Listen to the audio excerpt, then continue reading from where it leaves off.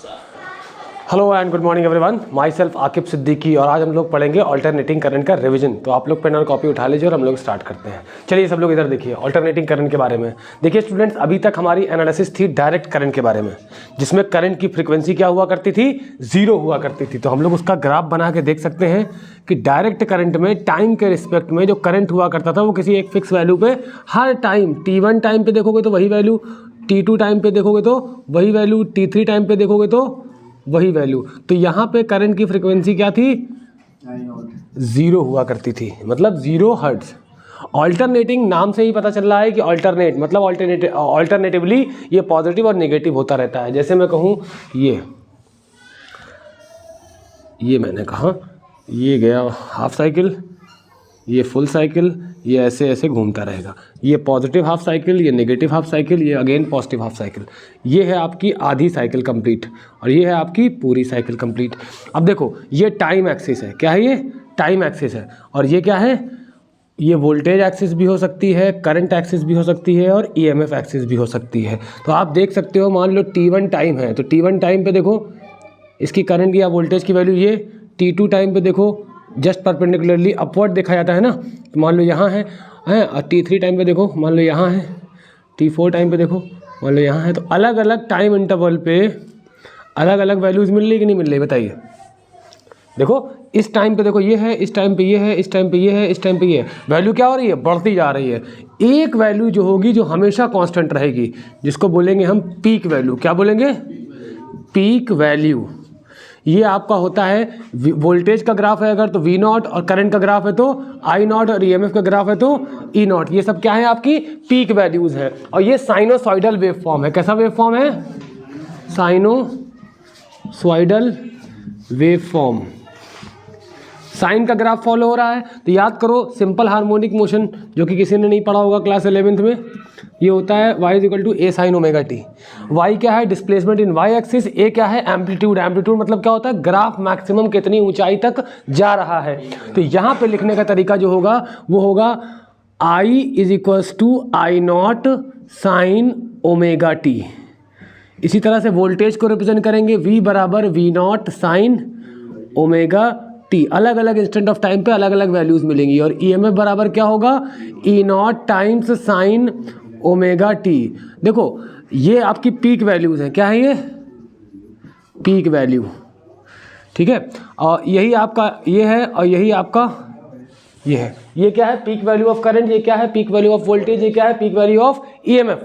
और t क्या है, इंस्टेंट ऑफ टाइम। कौन सा टाइम, इंस्टेंट ऑफ टाइम। किसी पर्टिकुलर इंस्टेंट पे पूछ लेगा कि भाई करंट कितना है तो आप बता सकते हो। ओमेगा आपका क्या है बेटा, एंगुलर फ्रीक्वेंसी है। क्या है, एंगुलर फ्रीक्वेंसी है। ओमेगा बराबर होता है 2π/T और 1/T को कहते हैं f। तो ओमेगा बराबर क्या हो जाएगा, 2πf। और f क्या है आपकी, लीनियर फ्रीक्वेंसी, या कह सकते हो सिंपल फ्रीक्वेंसी। हमारे देश में क्या होती है, ये 50 हर्ट्ज के आसपास होती है। ठीक, समझ में आया कि नहीं। फ्रीक्वेंसी मतलब ये 1 सेकंड में कितनी साइकिल्स कंप्लीट होती है, 50 साइकिल कंप्लीट होती हैं। कितनी कंप्लीट होती है, 50 साइकिल। तो हर साइकिल में देखो करंट कितनी बार जीरो हो रहा है, 2 बार। तो टोटल हमारे यहाँ घर में जो भी लाइट आती है वो अल्टरनेटिंग करंट होती है। तो वो हर सेकंड मतलब 1 सेकंड में 50 हर्ट्ज फ्रीक्वेंसी है, तो मतलब क्या है, 100 बार ऑन ऑफ हो रहा है। इतनी तेज होता है कि वो पता ही नहीं चलता हम लोगों को। ठीक है, देखो ना, एक बार यहाँ जीरो हुआ, यहाँ जीरो हुआ, एक साइकिल में दो बार, तो 50 साइकिल में 100 बार।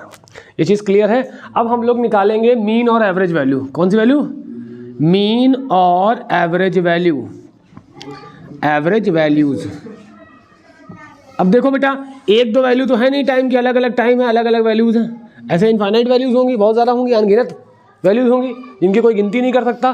तो एवरेज वैल्यू निकालने का जो जनरल तरीका है वो IM बराबर ये होता है हाफ साइकिल लेते हैं। क्या लेते हैं, हाफ साइकिल। एवरेज में क्या करते हो, यहाँ से एक साइकिल का पूरा एवरेज निकालते हो। तो जितना पॉजिटिव गया है जहाँ जहाँ पे वैल्यूज, उतनी ही निगेटिव गई हैं, तो पॉजिटिव निगेटिव जुड़ के क्या कर देंगे, 0 कर देंगे। एवरेज कैसे निकलता है, हाफ प्लस हाफ। और एक पॉजिटिव है तो एग्जैक्टली उतना ही निगेटिव है, तो आंसर डिवाइड बाई 2, तो आंसर कितना आएगा, 0 आ जाएगा। तो इसलिए यहाँ पे केवल हाफ साइकिल का एवरेज लेते हैं। और लेने का तरीका क्या है इसका, यहाँ पे क्या लेंगे, IDT। तो इसको लिखने का तरीका क्या हो गया,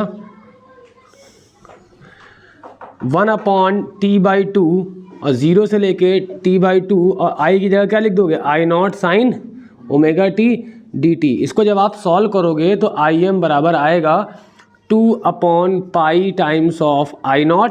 इसी तरह से Vm बराबर आएगा 2/पाई टाइम्स ऑफ V0। उसी तरह से Em आएगा, क्या आएगा 2/पाई टाइम्स ऑफ E0, जो कि आपको देता है ये 0.707 टाइम्स ऑफ, क्या होता है एग्जैक्टली देखो जरा 2/पाई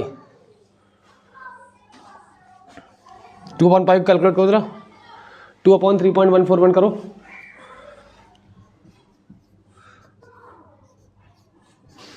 2/पाई कैलकुलेट करें भाई। 0.707 आ रहा है, 0.6307 आ रहा है, 0.6307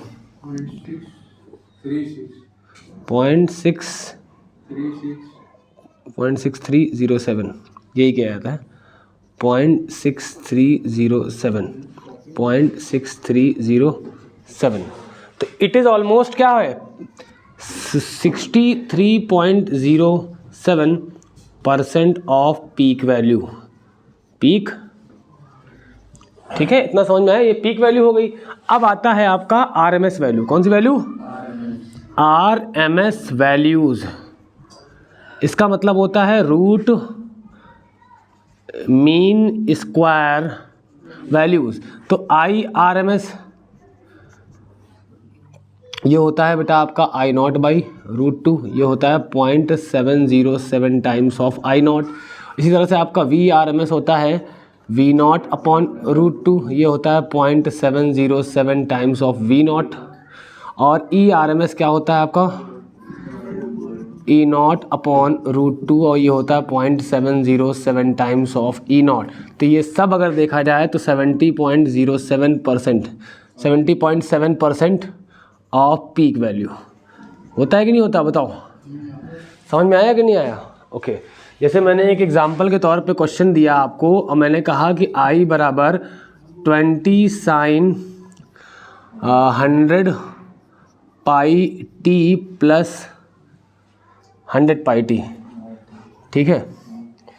अच्छा जैसे पूछ ले आपसे IRMS बताओ और कहेगा आपको I0 बताओ, ठीक है, आपसे कहेगा ओमेगा बताओ, आपसे कहेगा फ्रीक्वेंसी बताओ। तो आप क्या करोगे, पहला काम इक्वेशन लिखोगे I बराबर I0 साइन ओमेगा टी। तो I0 की जगह क्या है 20 और IRMS क्या होता है I0/√2। तो 20/√2 अपना कैलकुलेट करते रहना। और ओमेगा की जगह क्या है 100 पाई है, क्या है 100 पाई, ओमेगा पता चल गया। और ओमेगा की वैल्यू क्या होती है 2 pi times F is equal to 100 pi, pi से पाई कट गया ये 50। तो फ्रीक्वेंसी कितनी आ गई बेटा, यूनिट क्या बनेगी हर्ट्ज। तो उम्मीद करते हैं कि आप लोगों को ये समझ में आया होगा, इसे नोट कर लें या स्क्रीनशॉट ले लें। चले भाई नेक्स्ट टॉपिक है हमारा टाइप्स ऑफ सर्किट्स। क्या क्या है टाइप्स ऑफ सर्किट्स, समझ लो एक बार में समझ में आएगा इंशाल्लाह पूरा, ठीक है। पहला सर्किट होता है आर सर्किट, दूसरा होता है आपका एल सर्किट और तीसरा होता है सी सर्किट, चौथा होता है एल आर सर्किट, ठीक है।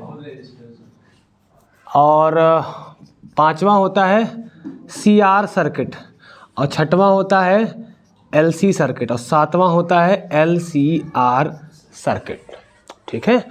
अब सबसे पहली हेडिंग हम लोग डालेंगे आपका R circuit, purely resistive circuit, ठीक है बेटा। आर सर्किट में क्या है, हमें सर्किट में पूरे में क्या लगाना है एक रेजिस्टेंस लगाना है। अब वोल्टेज सोर्स हमारा वही V0 साइन ओमेगा टी, ठीक है, ये आर है। तो याद रखना रेजिस्टेंस कितना वोल्टेज कंज्यूम करता है आई आर के बराबर, कितना करता है आई आर के बराबर, ठीक है। और यहाँ पे क्या होता है सुन लो भैया, यहाँ पे क्या होता है करंट और वोल्टेज क्या होते हैं सेम फेज में चलते हैं। क्या होते हैं सेम फेज का मतलब होता है सेम टाइम पे अप सेम टाइम पे डाउन, ठीक है। उनके बीच का आपस का फेज डिफरेंस क्या होता है 0। तो आप करंट को क्या ले सकते हो I बराबर I0 साइन ओमेगा टी। ये क्या है, इनका फेज़ है ना। ये देखो जो फेज़ का वोल्टेज का था वही फेज़ करंट का भी है ना।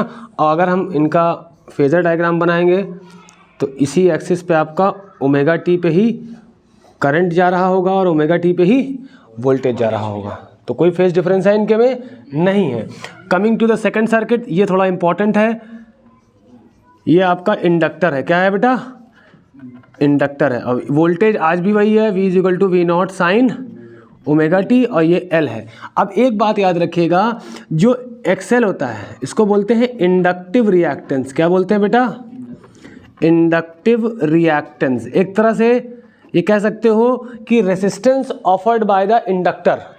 क्या कह सकते हो, resistance offered by the inductor to the flow of current. तो voltage consume by inductor, V × L ना होके ये छोटा सा L इसलिए लगा दिया ताकि आप फर्क कर सको कि this is voltage consumed by resistor and this is voltage consumed by inductor. तो जैसे वोल्टेज कंज्यूम क्या होता है, करंट मल्टीप्लाइड बाय रेजिस्टेंस, तो यहाँ क्या करोगे, करंट, और मल्टीप्लाइड बाय इंडक्टर का रेजिस्टेंस क्या होता है, XL, जिसको हम लोग इंडक्टिव रिएक्टेंस कहते हैं, जो कि हमारा ओमेगा L या कहें कि 2πfL के बराबर होता है, क्योंकि ओमेगा की वैल्यू क्या होती है, 2πf होती है। अच्छा, यहाँ पे क्या होता है, करंट पीछे हो जाता है, current lags the voltage by, कितना पीछे चलता है करंट, π/2। तो यहाँ पे जो करंट की इक्वेशन लिखी जाएगी, I = I0 sine omega T. अब जो इसका फेज है इससे कितना पीछे है, π/2। तो यहाँ पे समझ में आया, मतलब क्या हुआ बेटा कि करंट यहाँ पीछे चल रहा है, ये I है और ये V है और ये क्या है, ओमेगा टी है, और आपस में कितना है, देखो π/2 का फेज है। क्लियर है। और यहाँ पे क्या होगा ज़रा देखो, ये चल रहा है, ये वोल्टेज है आपका, ठीक है, ठीक, और करंट यहाँ पे क्या होगा, देखो जब ये पीक पे पहुँच चुका तो करंट यहाँ आया अभी, और फिर ये ऐसे चलता रहेगा। क्लियर है ये चीज़। Now coming to the third part, that is your purely capacitive circuit. ये कह सकते हो L सर्किट, ठीक है, और ये क्या है, C सर्किट। यहाँ पे क्या करेंगे, एक सर्किट बनाएंगे जिसमें हम लोग कैपेसिटर देंगे, और वोल्टेज आज भी वही है, V = V0 sine omega T, और यहाँ पे C है। याद रखना XC क्या होता है, इसको कहते हैं कैपेसिटिव रिएक्टेंस। क्या कहते हैं, कैपेसिटिव रिएक्टेंस। और ये होता है 1/ωc, इसको हम लोग कह सकते हैं, ओमेगा की जगह क्या लिखेंगे, 2πfC। क्लियर है बेटा।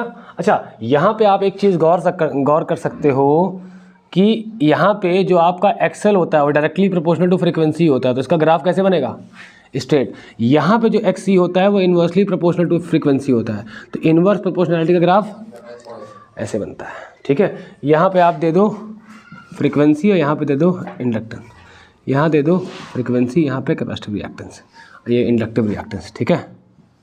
क्लियर है।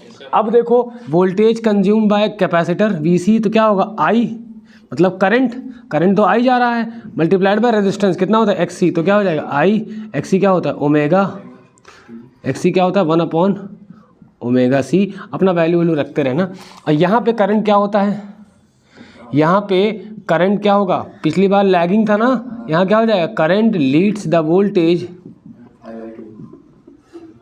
Bye π/2 radians. तो करंट की वैल्यू क्या आएगी, I = I0 sine omega T तो था ही, प्लस इससे क्या है, π/2 आगे चल रहा है, तो क्या हो जाएगा। और यहाँ पे जब ये सर्किट बनाएंगे बाबू, तो ये तो बेचारा आज भी वही है, ठीक है, तो ये क्या हो जाएगा, करंट हो गया, और ये 90 डिग्री पे आगे चल रहा है कि नहीं चल रहा है। अब देखो इनका ग्राफ कैसे बनेगा, वोल्टेज तो बेचारा आज भी वैसे ही जा रहा है, लेकिन करंट क्या होगा, देखो जब ये 0 पे थे तो करंट पीक पे था। आई होप कि आप लोगों को ये चीज़ समझ में आई होगी, इसे आप लोग नोट करें तो फिर हम लोग आगे बढ़ते हैं स्टडीज़। चलिए नेक्स्ट हमारा टॉपिक रहेगा, चौथा सर्किट है हमारा LR सर्किट।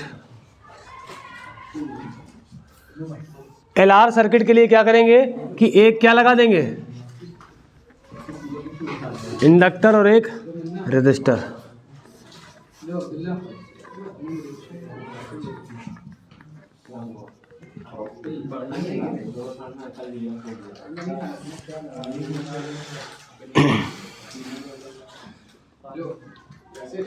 पे VL क्या होगा IXL और VC क्या VR क्या होगा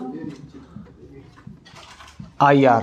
ठीक है, यहाँ पे क्या होगा बेटा, ट्रायंगल बनाया जाएगा। यहाँ किरचॉफ लॉ नहीं लगेगा, ट्रायंगल बनाया जाएगा। तो ट्रायंगल बनाने का पहला नियम क्या है कि अगर सर्किट में रेजिस्टर है तो बेस में क्या कर दोगे आप, रेजिस्टर कर दोगे, और जो भी बचा है वो कहाँ चला जाएगा, परपेंडिकुलर में। हम सिर्फ समझाने के लिए ऐसा कर रहे हैं, एक्चुअल में कैपेसिटर में और इसमें दोनों में परपेंडिकुलर होता है, लेकिन एक में ये डाउनवर्ड साइड होता है, एक में अपवर्ड साइड होता है। लेकिन अगर हम डायरेक्शन को नेग्लेक्ट करें तो रिजल्ट वही आता है। तो इनका रिजल्टेंट क्या होगा, इनके बीच से कहीं से जाएगा। मान लो ये V है और ये आपका क्या है, फाई है, तो ये पैरेलली वेक्टर जब शिफ्ट होगा तो यहाँ क्या बन जाएगा, ये भी VL बन जाएगा ना। अब क्या करो, पाइथागोरस लगाओ इस ट्रायंगल में। क्या होगा Pythagoras theorem, V square is equal to क्या होगा, VR square plus VL square. ठीक है, अब V बराबर, देखो जैसे आपने पढ़ा है ना कि V बराबर IR इक्वलेंट होता है, वैसे ही यहाँ पे V बराबर IZ होगा। क्या होगा, Z, और Z को यहाँ क्या कहेंगे, Z को यहाँ क्या कहेंगे, इम्पिडेंस कहेंगे। क्या कहेंगे, इम्पिडेंस। एक तरह से कह सकते हो कि पूरे AC सर्किट का इक्विवेलेंट रेजिस्टेंस, मतलब resistance due to resistor and inductor as well. तो इसको कैसे निकालना है ये चीज़ आप समझो कि यहाँ V बराबर क्या रखेंगे, IZ, V बराबर आपका IZ इसका स्क्वायर, और VR बराबर IR इसका स्क्वायर, और VZ बराबर VL बराबर IXL इसका स्क्वायर। तो I स्क्वायर Z स्क्वायर, और देखो I स्क्वायर यहाँ से कॉमन निकाल लो, अंदर क्या बचेगा, R square plus XL square. तो I स्क्वायर कैंसिल, तो Z बराबर क्या आ जाएगा भाई, अंडर रूट में R square plus XL square. और I बराबर क्या होता है बेटा, V बाई Z। क्यों, क्योंकि V बाई Z आएगा ना I बराबर, तो V बाई Z क्या हो सकता है, अंडर रूट में R square plus XL square. ठीक है, फिर पांचवा सर्किट हम लोग पढ़ेंगे CR सर्किट। कैसा सर्किट, CR सर्किट। तो एक कैपेसिटर लगा होगा और एक रेजिस्टर लगा होगा। क्या लगा होगा, कैपेसिटर और एक रेजिस्टर। तो इनका ट्रायंगल बनाएंगे, वही पुराना तरीका याद है। अगर सर्किट में रेजिस्टर है तो VR नीचे और ये VC ऊपर। ये एक रिजल्टेंट जाएगा इनका V, ये फाई, ये पैरेलली शिफ्ट करेंगे, क्या आएगा बेटा, VC। पाइथागोरस थ्योरम लगाएंगे तो क्या आएगा, V square equal to VR square plus VC square. तो ये I स्क्वायर Z स्क्वायर, और ये क्या हो जाएगा I स्क्वायर R स्क्वायर, ये क्या हो जाएगा I स्क्वायर XC स्क्वायर। तो I स्क्वायर जब कॉमन ले लोगे तो क्या आएगा, R square plus XC square, और I स्क्वायर Z स्क्वायर। तो I स्क्वायर कैंसिल, तो Z बराबर क्या आएगा, रूट के अंदर R स्क्वायर प्लस XC का होल स्क्वायर, XC स्क्वायर कह सकते हो। ठीक है, ये चीज़ समझ में आई। तो I बराबर क्या होगा ज़रा बताओ, V बाई Z, और Z बराबर क्या होता है, अंडर रूट में R square plus XC square. फिर हम लोग आएंगे छठवां सर्किट अपना, सिक्स्थ सर्किट, LCR पे आएंगे। तो इंडक्टर भी लगाएंगे, कैपेसिटर भी लगाएंगे और रेजिस्टर भी लगाएंगे। ठीक है, तो LCR। तो यहाँ पे ट्रायंगल जब बना लेंगे हम लोग, तो बेस में अगर सर्किट में रेजिस्टेंस है तो VR दे दिया, और परपेंडिकुलर में क्या होगा, अगर इंडक्टर है तो VL और कैपेसिटर है तो VC, और दोनों है तो VL difference of VC। Resultant इनके बीच से जाएगा। ठीक है, उसको V बोलेंगे, इसको पैरेलली शिफ्ट करेंगे तो क्या आएगा, VL difference of VC। Pythagoras लगाएंगे, क्या आएगा, V square equal to VR square plus VL difference of VC का होल स्क्वायर। तो ये होगा I स्क्वायर Z स्क्वायर, ये होगा I स्क्वायर R स्क्वायर, और ये क्या होगा I square XL square minus I XL और I XC होल स्क्वायर। तो I square R square plus यहाँ क्या करेंगे, I कॉमन लेंगे तो XL डिफरेंस ऑफ XC, ये पावर इस पर भी आएगी और इस पर भी आएगी।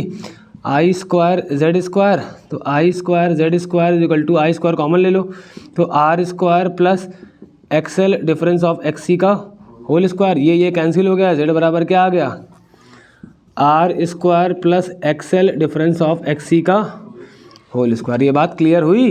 सिंस I बराबर क्या होता है, V बाई Z, V तो एज इट इज लिख दो,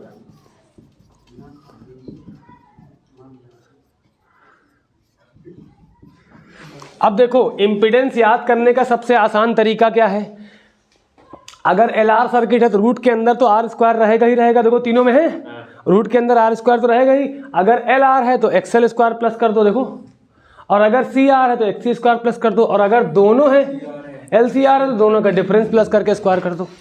क्लियर है। अब यहाँ पे देखो एक चीज़ निकालना होता है tan फाई, क्या निकालना होता है, tan थीटा क्या होगा, परपेंडिकुलर अपॉन बेस, तो क्या आएगा भाई V L upon V R, V L क्या होगा आई एक्सएल और वी आर क्या होगा आई आर। तो ये क्या हो जाए, एक्सएल की वैल्यू क्या होती है ओमेगा एल अपॉन आर, हो गया कि नहीं हो गया। तो फाई बराबर यहाँ से कितना आएगा tan inverse omega L upon R. जैसे यहाँ पे निकालना हो tan फाई तो निकाल लोगे, tan फाई क्या होगा, परपेंडिकुलर क्या होगा V C upon V R, और वी सी क्या होगा I X C upon I R, और एक्स सी क्या होता है 1 अपॉन ओमेगा सी आर। तो फाई बराबर क्या होगा tan inverse 1 upon omega C R. इतना क्लियर है कि नहीं क्लियर है, ठीक है, इसे नोट करो तो बताते हैं। चलिए देखिए अब एक जनरल तरीका हम लोग पढ़ेंगे किनके लिए, एल आर सर्किट के लिए, सी आर सर्किट के लिए और एल सी आर सर्किट के लिए। उसमें ट्रायंगल बनाने का तरीका सीख लीजिए, सारे फैक्टर्स अपने आप याद हो जाएंगे जितनी भी चीज़ें। जैसे मैंने कहा सर्किट में तीनों में आर आ रहा है ना, तो बेस में हमेशा क्या रहेगा, और परपेंडिकुलर में अगर एल आर है तो वी एल, और सी आर है तो वी सी, और दोनों है तो वी एल डिफरेंस ऑफ 20 से क्या जाएगा रिजल्टेंट वी। ये हो गया एंगल फाई, ये पैरेलली शिफ्ट करोगे कि नहीं करोगे, तो वी एल या वी सी या वी सी, ठीक है। अच्छा Z बराबर लिखने का तरीका मैंने क्या बताया है, अगर R सर्किट है तो क्या होगा जरा बताओ, Z लिखने का तरीका क्या है, अंडर रूट में